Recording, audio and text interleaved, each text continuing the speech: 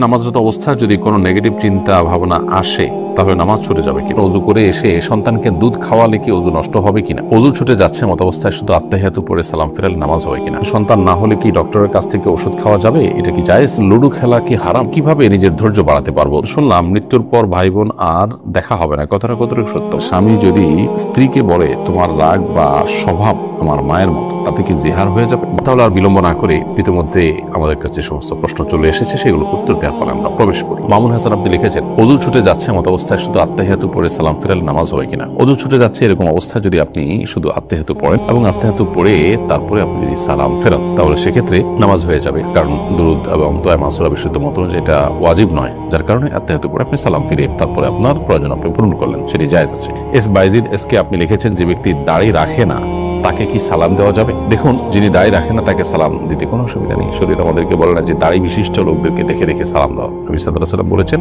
তুমি সালাম দাও যাকে চিনে তাকে, যাকে চেনো না তাকেও। এজন্য সালাম আমরা সবাইকে দেওয়ার চেষ্টা করবো ইনশাআল্লাহ, যদি তিনি মুসলিম বলে মনে হয়। হ্যাঁ, কেউ মুসলিম অমুসলিম সন্দেহ হলো, মুসলিম জনপদে অবশ্য বিষয় মানুষ মুসলিম যেখানে, সেখানে আপনার সন্দেহ করার দরকার নেই। যেখানে অমুসলিম প্রধান সেখানে অবশ্য মুসলিম হওয়ার কোনো আলামত না থাকলে আপনি সালাম দেওয়া থেকে বিরত থাকবেন। এরপরে জাহানারা তামান্না আপনি লিখেছেন, স্বামী যদি স্ত্রীকে বলে তোমার রাগ বা স্বভাব আমার মায়ের মতো, তাতে কি জিহার হয়ে যাবে? না, একটা বিশেষ কোনো বিষয়ের ক্ষেত্রে যদি বলে এর কারণে জিহার হবে না, যেটির কারণে স্বামী স্ত্রীর মধ্যে সম্পর্ক থাকে না এবং সম্পর্কের স্বাভাবিক গতি নষ্ট হয়, সেরকম কিছু হবে না। বিশেষ কোনো গুণ বা বৈশিষ্ট্যের ক্ষেত্রে যদি এরকম স্ত্রীকে মায়ের সাথে তুলনা করা হয়। মোহাম্মদ আলমগীর আপনি লিখেছেন, কেউ যদি কবিরা গুনাহ করে আবার তওবা করে, এরকম দীর্ঘদিন ধরে করতে থাকে, তার জন্য মাসআলা কি? কবিরা গুনাহ করে যদি বারবার তওবা করে আবারও তিনি কবিরা গুনাহ করতে থাকেন, তো সন্দেহভাবে সেটা তার তওবা যেটা হচ্ছে, সেই তওবাটা যেটা যথাযথ হচ্ছে না, সেটা যে দুর্বল তওবা তার প্রমাণ। অতএব তওবাকে শক্তিশালী করার চেষ্টা করতে হবে। আপনার কোনো অপরাধ হওয়ার পর যে তওবা হবে, সেই তওবাটা এতটা স্ট্রং হবে যে